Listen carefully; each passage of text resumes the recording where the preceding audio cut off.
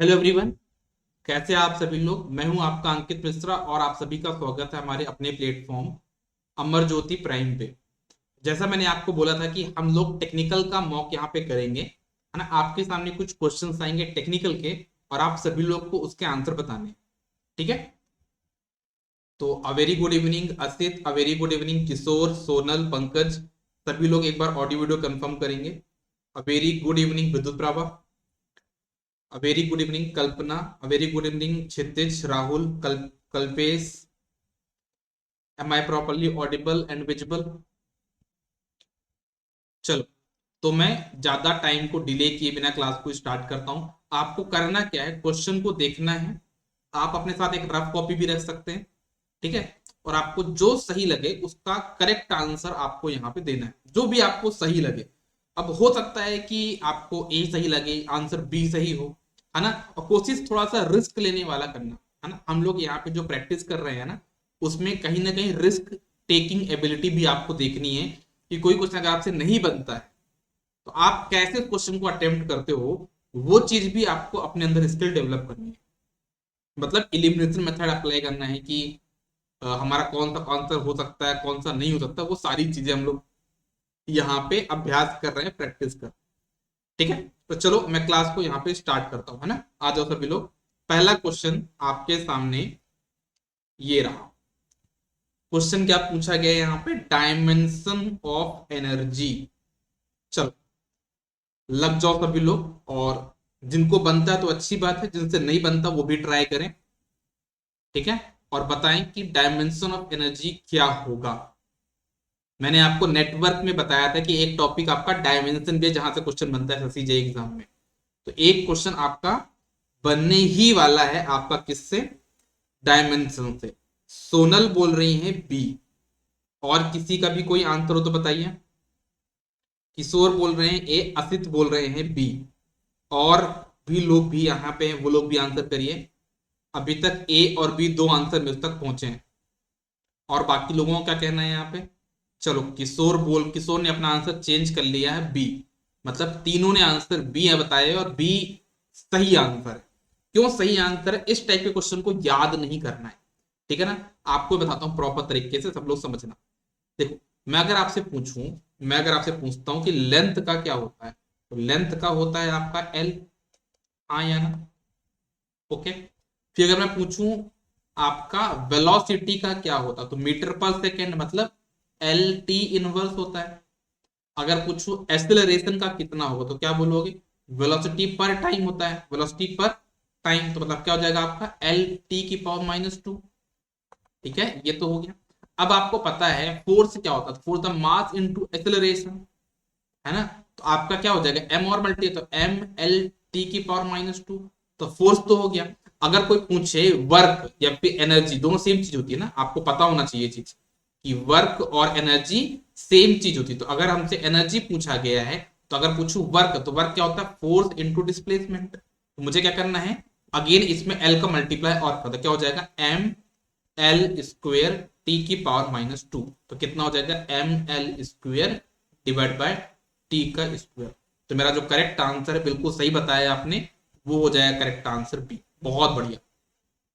आप लोग की प्रिपरेशन अच्छी चल रही है ना। ऐसा लग रहा है आप लोगों का प्रिपरेशन देख के कि हाँ, आप लोग अच्छा करने वाले हो इस बार, ठीक है। आप लोग अपने अंदर भरोसा रखो, ठीक है। आप लोग की प्रिपरेशन सच में बहुत अच्छी है, ठीक है ना। आप अगर इस टाइप के क्वेश्चन को हिट कर पा रहे हो, बता पा रहे हो विद इन सेकेंड्स, तो आप लोग बहुत अच्छा अपनी प्रिपरेशन को लेकर चल रहे हो, ठीक है। चलो, नेक्स्ट क्वेश्चन पे देखते हैं।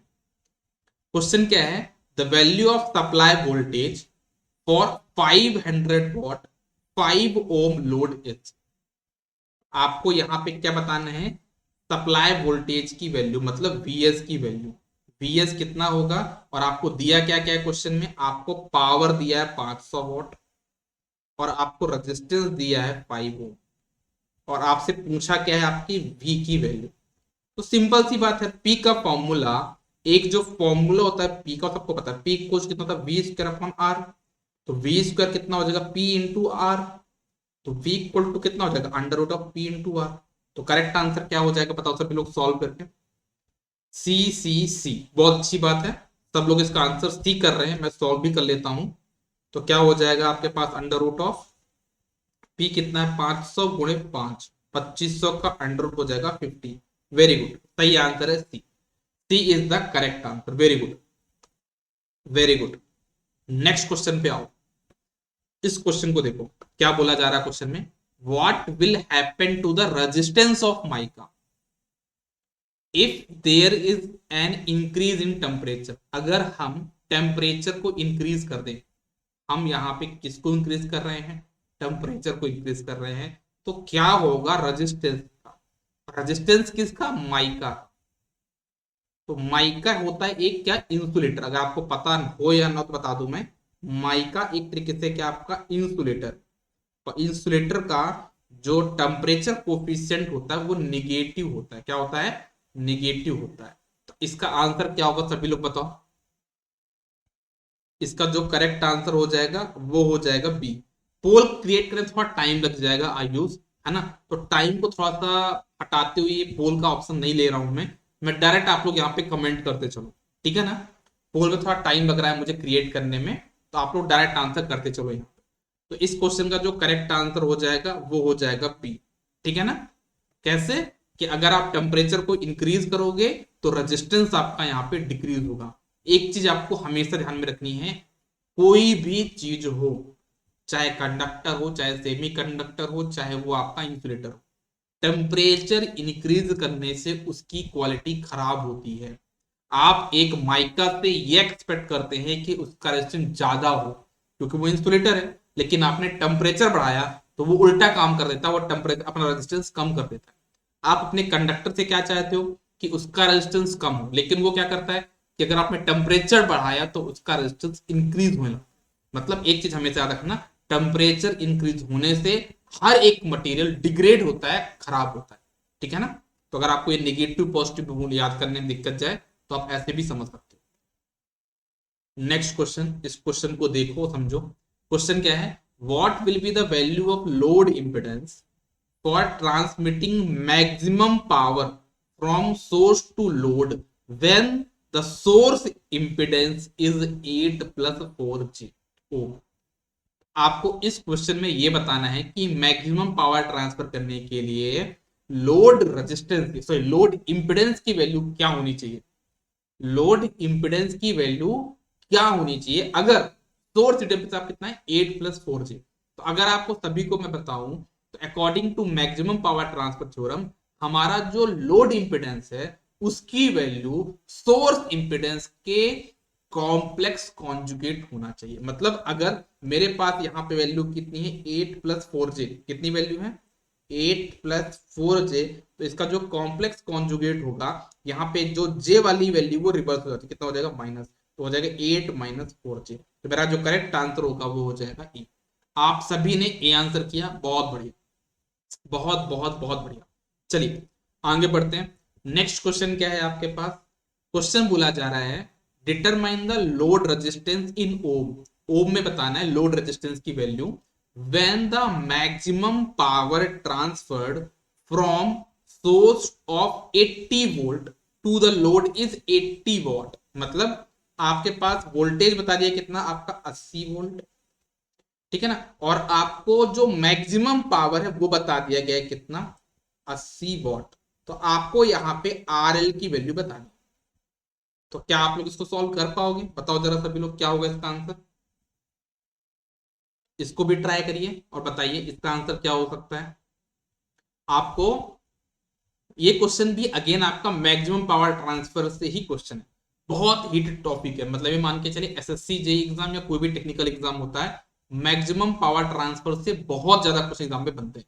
तो चलो यहाँ पे लोगों ने आंसर किया, किशोर, विद्युत प्रभा, सोनल, तीनों ने आंसर बी पुट किया है। तो सॉल्व करके देख लेते हैं। आप सभी को पता होगा एक फॉर्मूला यहाँ पे पी वाला, मैक्सिमम पावर का जो फॉर्मूला होता है कहता है VTH का स्क्वायर अपॉन 4RTH, ठीक है। आपसे पूछा गया आर की वैल्यू, है ना, तो फॉर्मूला क्या हो जाएगा V स्क्वायर अपॉन 4R, ठीक है ना। तो लग दो वैल्यू पुट कर दो भाई। वोल्टेज कितना है 80, 80 into 80 divided by 4 into resistance, sorry 4 into power हो जाएगा ना, तो 4 इंटू पावर कितना आपका 80, एक 80 से एक 80 कैंसिल, कितना होगा 20 ओम। तो मेरा जो करेक्ट आंसर है वो हो जाएगा बी। आप सभी ने बिल्कुल सही बताया। 40 नहीं होगा आयुष, आप थोड़ा सा गलती कर बैठे हैं, है ना, थोड़ा सा गलती कर बैठे हैं आप। ए नहीं होगा, आंसर होगा बी। ठीक है आयुष, क्लियर है चीज, कोई दिक्कत कोई समस्या? आगे से अभी गलती कर लो चलेगा, एग्जाम में अगर ये क्वेश्चन आता है तब तो गलती नहीं होगी ना, है ना। हम लोग प्रैक्टिस क्यों कर रहे हैं, इसीलिए कर रहे हैं कि जो गलती हो ना वो अभी हो जाए, एग्जाम में ना हो। अभी गलती करते बहुत अच्छी बात, एग्जाम में गलती नहीं कर, ठीक है। चलो,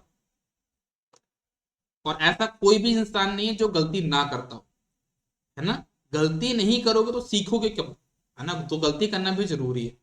आप में जितने लोगों ने सही आंसर किया है, तो कभी ना कभी जब स्टार्टिंग पेज में रहे होंगे तो उन्होंने भी क्वेश्चन का आंसर गलत किया हो, ठीक है। चलो, ये क्वेश्चन देखो भाई, ये क्वेश्चन कहाँ का है। ये क्वेश्चन आपका नॉर्टन्स रेजिस्टेंस पूछा जा रहा है across the terminal A and B. एक चीज मैं आपको बता दूं, ये टर्मिनल आपका ए है, ये टर्मिनल आपका बी है। नॉर्टन्स रेजिस्टेंस या फिर आपका थेवेनिन रेजिस्टेंस सेम चीज ही होती है ना, कोई अलग नहीं होता। तो कुछ आपको अलग नहीं करना है इसमें, थेवेनिन रेजिस्टेंस निकाल देना, दैट्स इट। वोल्टेज तो शॉर्ट हो जाएगा, ठीक है। अब लगा दो भाई अपना कॉन्सेप्ट, 3 और 3 कितना हो जाएगा 1.5, 1.5 3 के सीरीज में तो हो जाएगा इतना 4.5, 4.5 3 के साथ में तो कितना हो जाएगा 4.5 इंटू 3 डिवाइड बाय 7.5, और 3 के साथ सीरीज तो +3। अब इसको आप सॉल्व कर लो, अप्रोक्सीमेट करो कितना आंसर आएगा, इसको मैं करके देखता हूं कितना आएगा। 3 2 6 2, एक काम करते हैं,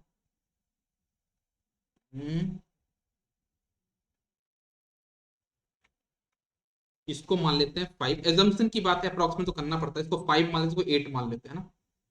तो हो जाएगा 15/8, कितना हो जाएगा आपका आंसर जो भी आएगा, ये 2 से कम आएगा, तो 1.8 समथिंग कुछ आएगा, 1.8 1.9 +3, तो आंसर जो भी आएगा वो 4 पॉइंट समथिंग कुछ आंसर आएगा। तो मेरा आंसर हो जाएगा बी। पूरा सॉल्व नहीं करना होता है ना क्वेश्चन को, बहुत बढ़िया, आप लोगों ने मुझसे पहले कैलकुलेशन कर लिया, बहुत अच्छी बात है। लेकिन मैं आपको बताना चाह रहा हूँ कि पूरा कैलकुलेशन एग्जाम में नहीं करना होता है, हमको अप्रोक्सीमेशन करना है। तो मैंने आपके सामने अप्रोक्सीमेशन किया, है ना, तो आप लोग भी ऐसे अप्रोक्सीमेशन अटेम्प्ट कर सकते हो, ठीक है। चलिए नेक्स्ट क्वेश्चन देखो भाई, क्वेश्चन में क्या बोला जा रहा है। क्वेश्चन पूछा गया है आपसे, determine the intensity of magnetization in unit, बोला गया इन ampere per metre of a magnet. एक मैग्नेट का आपका इंटेंसिटी ऑफ मैग्नेटाइजेशन बताना है, अगर उसके पोल स्ट्रेंथ कितनी है 100 वेबर, और उसका जो पोल एरिया कितना 70 स्क्वायर मीटर, तो आपको इंटेंसिटी ऑफ मैग्नेटाइजेशन बताना है। एक फॉर्मूला हम लोग पढ़ते हैं मशीन में, इंटेंसिटी ऑफ मैग्नेटाइजेशन का जो फॉर्मूला होता है आई इक्वल्स टू, वो क्या होता है pole strength divide by pole area, pole strength divide by pole area. ये हम लोग एक फॉर्मूला पढ़ते हैं, तो हमको दोनों वैल्यू यहाँ पे गिवन, तो अगर आप करके देखोगे तो कितना आ जाएगा यहाँ पे 100 डिवाइडेड बाय कितना 70, तो जो भी आंसर आएगा वो 1 पॉइंट के अकॉर्डिंग आंसर आएगा। तो मेरा जो करेक्ट आंसर हो जाएगा वो हो जाएगा डी, 1.43। वेरी गुड सोनल, किशोर, असित, आप सभी लोग का आंसर ये सही है, ठीक है। चलो नेक्स्ट क्वेश्चन पे, इस क्वेश्चन को देख लो, क्वेश्चन में क्या बोला जा रहा है, मैं भी क्वेश्चन को पढ़ के देखता हूं। क्वेश्चन बोला गया if a 110 volt 50 hertz is applied across a PMMC. मैंने देखा पीएमएमसी, भूल गया कितनी रेंज है, कितना क्या है, क्या क्वेश्चन में पूछा है। डायरेक्ट क्वेश्चन के लास्ट में है reading of the volt meter will be. Supply क्या है यहाँ पे भाई 50 हर्ट्ज, दिख रहा है कि नहीं दिख रहा सभी को, क्वेश्चन में बड़े क्लियरली दिख रहा है, यहाँ पे बोल रहा है 50 हर्ट्ज। इतनी इतनी हिम्मत हो गई क्वेश्चन वाले की कि हमारे सामने एसी लिख के दे रहा है और हमसे रीडिंग पूछ रहा है, हम लोग तुरंत इसका आंसर क्या टिक कर देंगे 0 वोल्ट, क्योंकि पीएमएमसी सिर्फ और सिर्फ AC measurement, sorry DC measurement के लिए होता है, एसी के लिए नहीं होता। तो हमारा जो करेक्ट आंसर हो जाएगा वो हो जाएगा ए, सिर्फ डीसी मेजरमेंट होता है, एसी कभी मेजर कर ही नहीं सकता। तो इस क्वेश्चन की इतनी दाद देनी पड़ेगी कि उसने ऐसा क्वेश्चन से पूछ लिया, ठीक है। चलो एक और क्वेश्चन है, क्वेश्चन क्या देख लो भाई, range of DC ammeter can be extended by using a, मतलब आपके पास एक डीसी एमीटर है, क्या है एमीटर, कौन सा एमीटर है, डीसी एमीटर है, उसकी रेंज को एक्सटेंड करना है, बढ़ाना है, तो मुझे कैसे बढ़ाना होगा? Option A, low resistance in series, low resistance in shunt, high resistance in series, high resistance shunt. तो क्या बोलोगे आप सभी लोग, इसका आंसर बताइए। इसका जो करेक्ट आंसर होगा वो क्या होगा? कैसे बढ़ा सकते हैं हम? हमें एक डीसी एमीटर की रेंज बढ़ानी है, तो वो तभी पॉसिबल होगा जब हम उसके पैरेलल में एक लो रेजिस्टेंस लगा दें, जो कि बाकी करंट को बाईपास कर देगा। फिर हम क्या करें, यहाँ पे कैलिब्रेशन के थ्रू अपनी रेंज बढ़ा लेंगे। समझ में आई ना बात आप सभी को? तो हमें क्या करना होगा, लो रेजिस्टेंस शंट का यूज करना पड़ता है ना? हमें किसका यूज करना पड़ता है? लो रेजिस्टेंस शंट का। तो हमारा करेक्ट आंसर हो जाएगा बी। ठीक है, इस क्वेश्चन को देखो फिर से। क्वेश्चन में बोला गया है the current through a resistance has a wave form as shown in the figure. एक रेजिस्टर है, उसमें जो करंट का फ्लो हो रहा है, उसका जो वेव फॉर्म है वो ऐसा हमारे सामने दिया हुआ। अब ये बोला गया है the reading shown by a moving coil ammeter will be in amperes. तो जो मूविंग कॉइल एमीटर है उसकी रीडिंग कितनी होगी? तो मूविंग कॉइल मतलब समझ रहे हो क्या बोलना चाह रहा है यहाँ पे, मतलब पीएमएमसी की बात की जा रही है। पीएमएमसी हमेशा क्या रीड करता है? पीएमएमसी हमेशा करता है एवरेज वैल्यू। अब भाई ये क्वेश्चन आपका वीएम दिया हुआ है, सॉरी आईएम आपको दिया हुआ है, मैक्सिमम वैल्यू आपको पता है, एवरेज वैल्यू पता है कितना होता है, आईएम अपॉन पाई, है ना? आईएम कितना दिया है क्वेश्चन में आपके सामने? 5, तो 5 अपॉन पाई इसकी क्या हो जाएगी, रीडिंग हो जाएगी। करेक्ट आंसर हो जाएगा इस क्वेश्चन का, जो करेक्ट आंसर हो जाएगा दैट विल बी सी। समझ में आया कि नहीं आया? कोई समस्या है अभी आपके पास? आई होप कि आपके पास ऐसी कोई समस्या नहीं होगी, सब कुछ क्लियर होगा। ठीक है, चलो फिर से आगे बढ़ते हैं, कहानी को आगे बढ़ाते हैं, क्वेश्चन को पढ़ो फिर से। Determine the measurement of voltage, sorry determine नहीं बोला, ड्यूरिंग बोला है।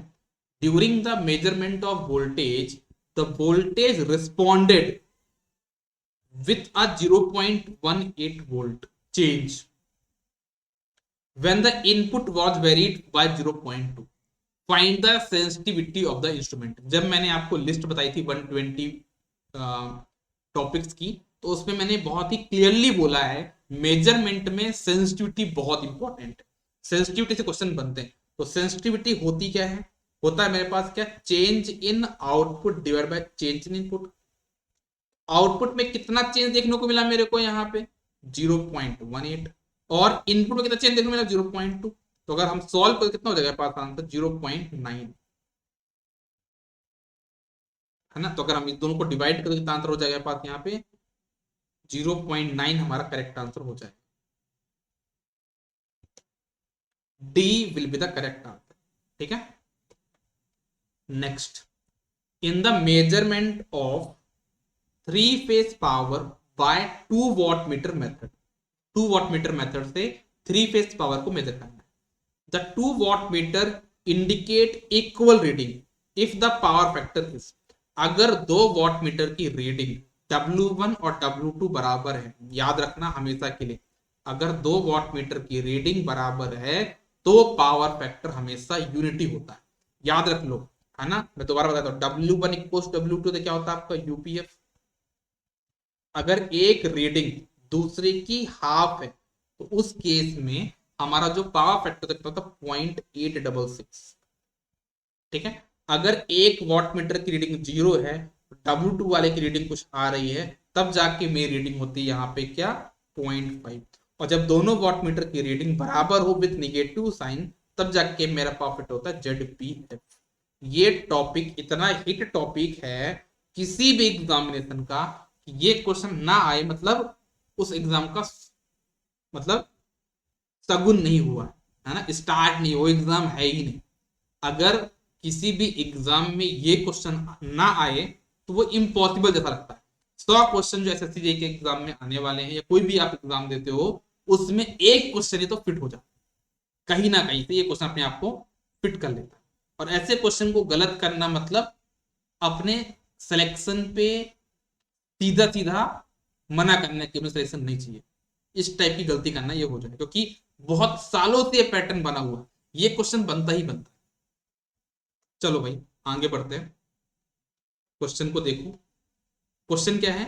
The power in an unbalanced 3 phase 4 wire circuit can be measured by using a dash dash method. 3 phase 4 wire circuit में अनबैलेंस्ड है, हाँ, तो पावर को कैसे मेजर, कितने वॉट मीटर लगेंगे, क्या कनेक्ट, देखो भाई 3 phase 4 wire न्यूट्रल है, क्वेश्चन में ध्यान समझना, न्यूट्रल इज अवेलेबल, और आपके पास कैसा कनेक्शन है, अनबैलेंस्ड, तो कितने वॉट मीटर लगेंगे, बताओ सभी लोग। हाँ, आपके पास जो कनेक्शन है वो ऐसा है, आर वाई बी, और साथ में है आपके पास न्यूट्रल, कितने वॉट मीटर लगेंगे, 1 वॉट मीटर यहां लगेगा, 1 वॉट मीटर यहां लगेगा, और 1 वॉट मीटर यहां लगेगा।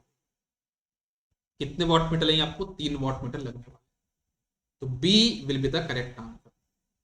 आयुष आप सी बोल रहे हैं, 2 वॉट मीटर आप नहीं लगा सकते जब तक न्यूट्रल है, आपको न्यूट्रल को गायब करना पड़ेगा, जब तक न्यूट्रल प्रेजेंट होता है आप 2 वॉट मीटर मेथड अप्लाई नहीं कर सकते, you have to remove neutral for 2 watt meter method, उसकी कंडीशन ही यही है ना, 2 वॉट मीटर मेथड की कंडीशन ही यही है कि न्यूट्रल शुड बी absent, ठीक है।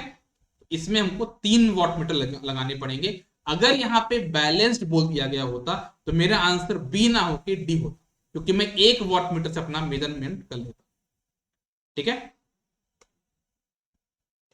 Very good.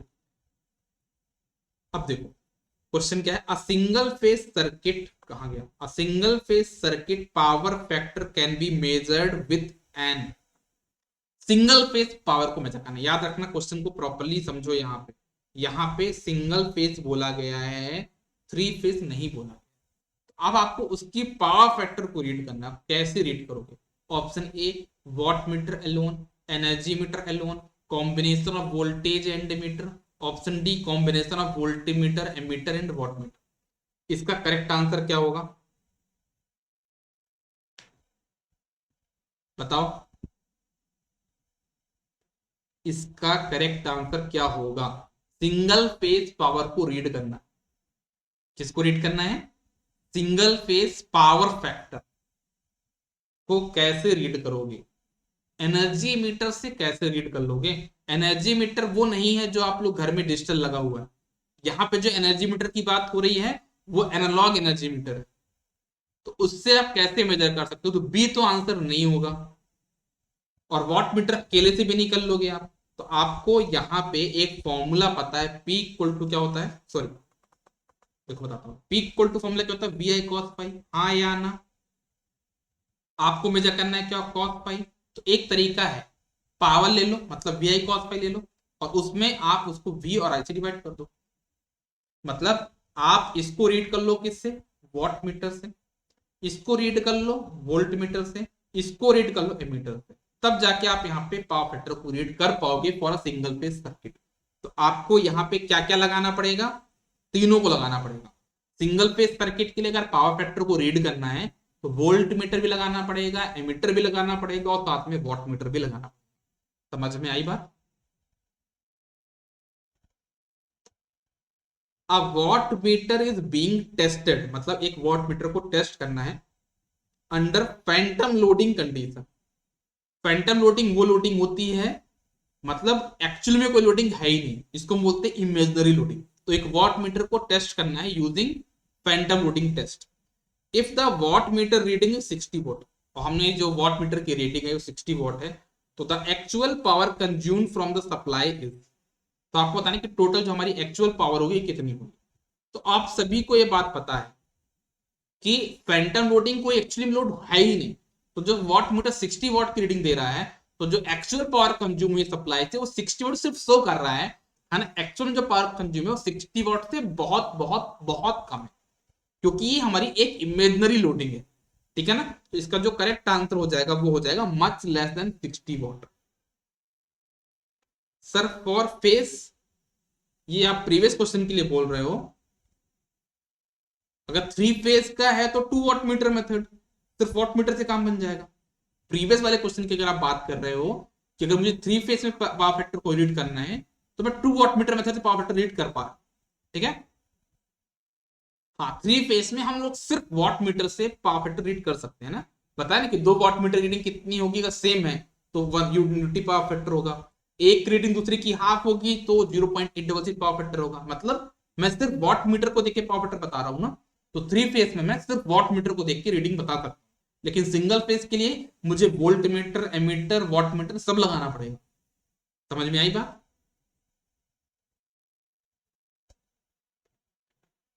In dynamometer type wattmeter, which of the coil is split into 2 parts?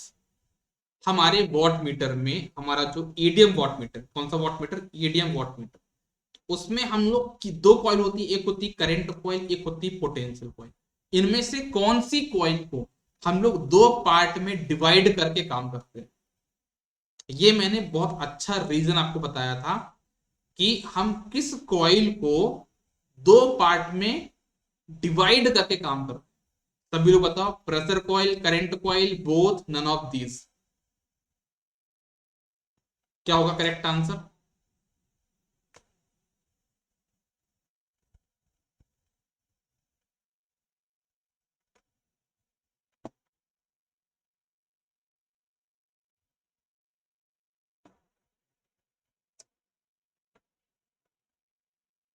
एक मिनट रुकिएगा।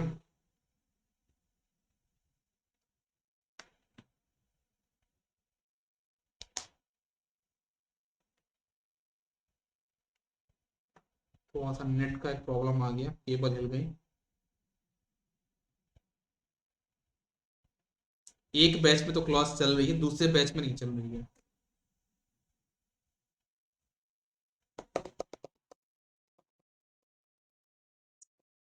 रिफ्रेश करना पड़ेगा, जल्दी हो जा हो जा हो जा।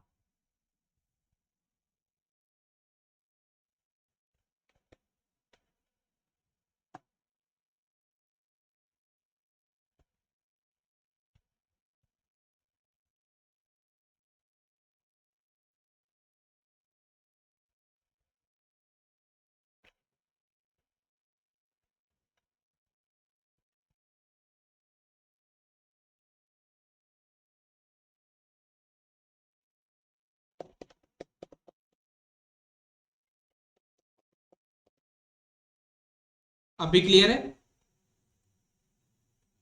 अभी क्लियर है? बीच में इंटरनेट थोड़ा सा गायब हुआ था, आई थिंक अब क्लियर होगा। हम्म। आप लोग के बैच में शायद से थोड़ा सा इंटरनेट मेरा गायब हो गया, कनेक्शन डिस्कनेक्ट हो गया था। अभी क्लियर है? एक बार सभी लोग बता दो, आप में से कोई अगर है यहाँ पे तो एक बार ऑडियो वीडियो कंफर्म कर दो। सोनल, आयुष, असित, विद्युत प्रभा, आप लोग बताइए। चलो चलो, आप लोग के कमेंट्स आ रहे हैं, मतलब सब कुछ प्रॉपर चल रहा अभी, है ना। चलो देखो, तो मैं बता देता हूं आपका क्वेश्चन क्या है कि ईडीएम इंस्ट्रूमेंट में हम किस कॉइल को 2 पार्ट में डिवाइड करते, क्वेश्चन ये था। ईडीएम में हमारे पास 2 कॉइल होती है, एक होती करंट कॉइल, एक होती पोटेंशियल कॉइल। तो मैं आपको बता दूं, ईडीएम में क्योंकि हम लोग एयर कोर यूज करते हैं तो मैग्नेटिक फील्ड बहुत वीक होता है। तो अगर कभी मुझे मैग्नेटिक फील्ड को बढ़ाना है तो मैं करंट कॉइल कनेक्शन को 2 पार्ट में डिवाइड करता हूं, उनको मैं पैरेलल में कनेक्ट करके, है ना, अपने मैग्नेटिक फील्ड को थोड़ा बहुत इंप्रूव कर सकता हूं, है ना। तो मैं करंट कॉइल को 2 पार्ट में डिवाइड करता हूं, है ना। जब मैं आपको ईडीएम इंस्ट्रूमेंट पढ़ाया था मैंने, तो सबसे पहले मैंने आपको यही चीज बताई, है ना। ईडीएम को स्टार्ट करते से मैंने ये बताया था कि हम लोग करंट कॉइल को 2 पार्ट में डिवाइड करते हैं। याद है कि नहीं है यार आप लोग को? भूल गए आप लोग? तो हमारा जो करेक्ट आंसर होगा वो क्या होगा? बी होगा। आप में से किसी ने बी आंसर नहीं किया। मुझे इस बात का बड़ा दुख लगा कि आप लोगों ने इसका आंसर बी टिक नहीं किया। मैं 4 से 5 बार क्वेश्चन पहले सॉल्व करा चुका हूं, आप लोग शायद से नहीं थे, है ना। इसका जो करेक्ट आंसर होगा वो क्या होगा? बी होगा। अच्छा, आपने किया था बी? अच्छा, उस टाइम पे मैं अवेलेबल नहीं था क्योंकि शायद से कुछ इंटरनेट डिस्कनेक्ट हो गया। चलो कोई बात नहीं, आ जाओ। नेक्स्ट क्वेश्चन क्या है? A dynamometer type wattmeter is used for measurement of option A both AC and DC, DC voltage, DC power, AC power. तो क्या बोलोगे भाई, ये दोनों कर सकता है, डीसी और एसी पावर दोनों रीड कर सकता है, तो इसका जो करेक्ट आंसर होगा वो ए होगा। इसका आंसर बताना सभी लोग कि मेरे पास जो लाइन इंसुलेटर होते हैं वो किसके बने होते हैं, बताओ सभी लोग। जो लाइन इंसुलेटर्स होते हैं वो किसके बने होते हैं, आर मेड ऑफ, क्या होगा, पोर्सलैन, माइका, मार्बल, पीवीसी, तो वो मेरे पोर्सलिन के बने होते हैं, ठीक है ना। इसका जो करेक्ट आंसर हो जाएगा दैट विल बी ए, मेरे जो लाइन इंसुलेटर्स होते हैं वो पोर्सलिन के बने होते हैं। नेक्स्ट क्वेश्चन, ये तो बड़ा सिंपल क्वेश्चन बन गया। एसीएसआर का फुल फॉर्म क्या होगा, बताओ जरा। एसीएसआर का फुल फॉर्म क्या होता है, all copper standard reinforced aluminium copper steel reinforced aluminium conductor steel reinforced all copper steel reinforced, क्या होगा इसका करेक्ट आंसर। इसका जो करेक्ट आंसर होगा दैट विल बी सी होगा, है ना, एल्यूमिनियम कंडक्टर स्टील रेनफोर्स्ड। मतलब ऐसे कंडक्टर, आपको पता ना बंडल कंडक्टर में बताया था मैंने आपको कि होता क्या है कि सेंटर वाला होता है आपका स्टील और बाकी सभी क्या होते हैं आपके एल्यूमिनियम, उसको मैं बोलता हूं आपका क्या, steel, sorry, aluminium conductor steel reinforced. इसका करेक्ट आंसर हो जाएगा सी। नेक्स्ट क्वेश्चन क्या है, इसका आंसर बताना सभी लोग। The function of circuit breaker is, option A to safeguard the circuit, option B to on and off the circuit, option C to save human life, option D none of this. इसका answer क्या होगा, हम लोग circuit breaker क्यों लगाते हैं, उसका function क्या, उसका काम क्या है। हम लोग जो सर्किट में सर्किट ब्रेकर का जो यूज करते हैं, क्या हम उसको ऑन ऑफ करने के लिए यूज करते हैं, बताओ जरा। कैसे आप ये क्वेश्चन कर सकते हो आंसर यार, आप लोग इसका आंसर बी कैसे कर सकते हैं। सर्किट ब्रेकर का काम ऑन और ऑफ करना नहीं है, कैसी बात कर सकते हो आप लोग यार, आप ये कैसे बोल सकते हो। आप अपने सर्किट ब्रेकर से बताओ, इतना अच्छा इक्विपमेंट है, प्रोटेक्शन में यूज होता है ना, आप उसको ऑन ऑफ करवाओगे क्या उससे। लाइन आइसोलेटर है, फ्यूज है, कितनी सारी चीज अगर आपको ऑन ऑफ करवाना है तो, है ना। सर्किट ब्रेकर का काम है सर्किट को सेफ रखना।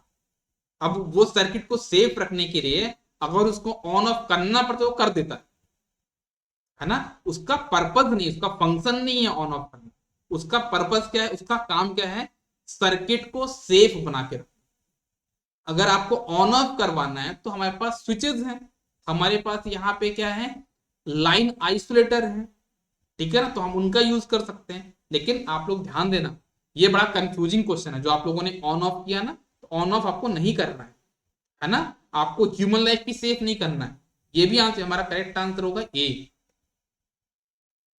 ठीक है ना। वो हमारा जो सर्किट ब्रेकर है वो सर्किट को सेव करता है ना। आप सर्किट ब्रेकर से ये नहीं बोलो कि सब कुछ सही चल रहा है, जैसे आप मान लो, ये मान के चलो कि आप अपने रूम में हो, ठीक है ना, आपको यहाँ पे रूम में बढ़िया चल रहा, कोई दिक्कत की बात नहीं है, फैन चल रहा है, टीवी से सब कुछ चल रहा है।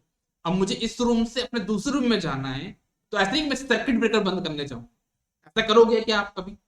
अगर आपको इस रूम से उस रूम में जाना, तो क्या आप सर्किट ब्रेकर बंद करने जाओगे, नहीं ना, आप तो स्विच बंद करोगे। जब कुछ फॉल्ट वगैरह आएगा तब जाके सर्किट ब्रेकर ऑपरेट होगा ना, ठीक है। चलो भाई, तो आज के लिए बस इतना ही, इसके आगे की जो भी कहानी होगी वो हम लोग नेक्स्ट क्लास में डिस्कस कर लेंगे, ठीक है। Thank you guys, good day, all the best, take care, bye bye. आप लोग क्वेश्चन की प्रैक्टिस करिए अपने तरफ से भी, और जो डाउट्स आते हैं वो आप ग्रुप पे पोस्ट करिए, ठीक है, टेलीग्राम पे भी पोस्ट कर सकते हो और आप व्हाट्सएप पे भी कर सकते हो, ठीक है। मैं दोनों पे ही अवेलेबल हूँ, और प्रॉपर तरीके से जब तक आपका एसएससी का एग्जाम नहीं हो जाता, प्रॉपरली आपके क्वेश्चंस की आंसर करने की कोशिश मैं करूंगा, ठीक है। चलो, good day, take care, bye bye.